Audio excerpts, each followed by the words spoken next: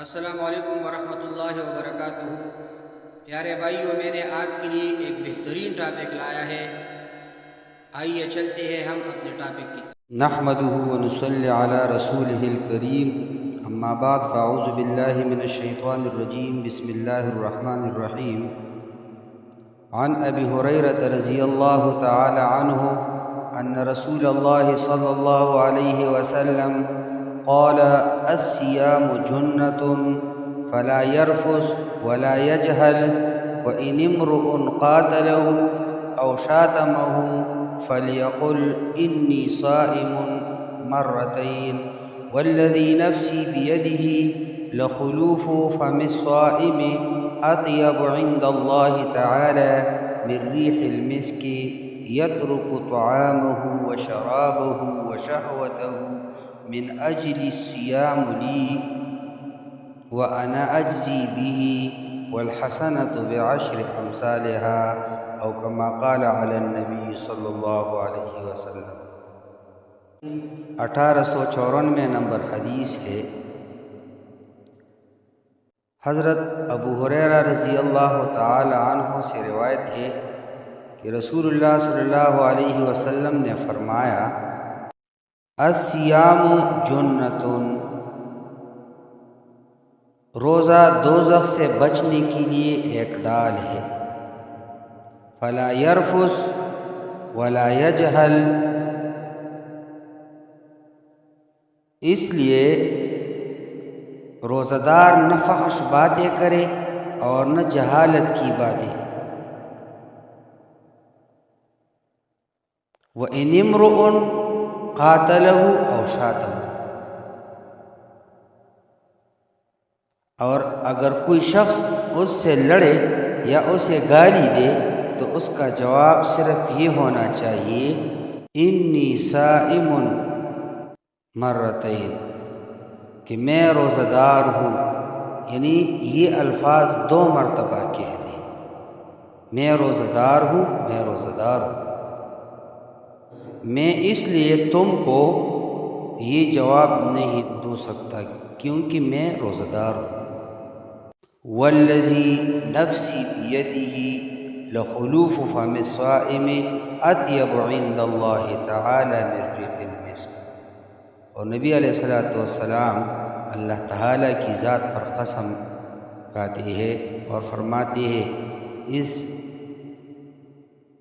ذات کی قسم جس کے ہاتھ میں میری جان ہے، روزہ دار کی منہ کی بو اللہ کے نزدیک کستوری کی خوشبو سے بھی زیادہ پسندیدہ اور پاکیزہ ہے، اس لیے یترک طعامہ و شرابہ و شہوتہ من اجل الصیام لی۔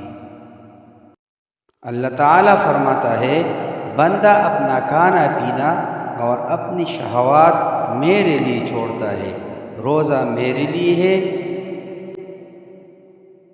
وَأَنَا أَجْزِي بِهِ، اور میں ہی اس کا بدلہ دوں گا، اور دوسری نیکیوں کا ثواب بھی اصل نیکی کے 10 گنا ہوتا ہے۔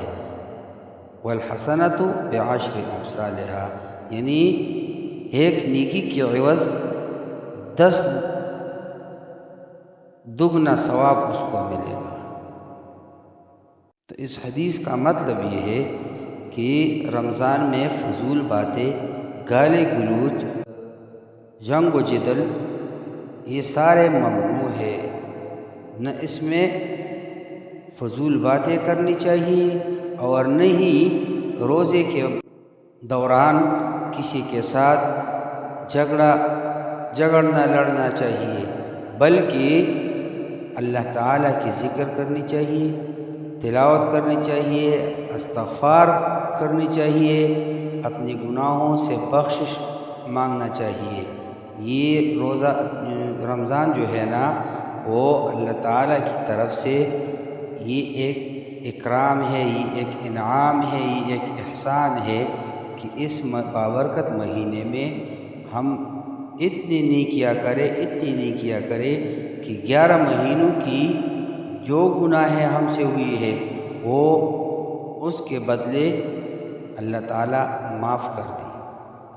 تو ہماری یہ درخواست ہے کہ ہم سب اس پر عمل کرنی چاہیے اور اللہ تعالیٰ کی رضا حاصل کرنی چاہیے اس بابرکت مہینے میں، اس لیے کہ یہ گناہوں سے بچنے کا ذریعہ ہے۔ دوسرے حدیث میں ہے یہ صبر کا مہینہ ہے، ہم اس میں صبر سیکھنا چاہیے، ایک دوسرے کے ساتھ لڑنا نہیں چاہیے اور بے تحاشا نیکیاں حاصل کرنا چاہیے، اس لیے کہ ہم گناہ گار ہیں، ہم قدم بقدم گناہ کرتے ہیں اور سارے سال جو ہے نا ہم گناہ کرتے ہیں، تو اللہ تعالیٰ یہ گناہ اس بابرکت مہینے کی نیکیوں کی وجہ سے معاف کرتا ہے۔ تو لہٰذا ہم سب کو چاہیے کہ ہم نیکیاں کریں اور آئندہ کے لیے توبہ طائف ہونا چاہیے اور رمضان کے ختم ہونے پر دوبارہ وہ گناہیں دہرانا نہیں چاہیے۔ بس توبہ جو ہے نا، توبہ کی شرائط میں بھی ایک شرط یہ ہے کہ گناہوں پر نادم ہونا، پشیمان ہونا اور آئندہ قصد کرنا کہ میں آئندہ یہ گناہ نہیں کروں گا انشاءاللہ۔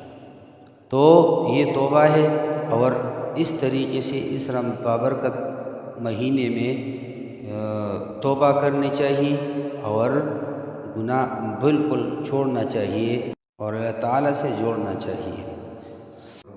ترجمہ ایک بار پھر سنیے۔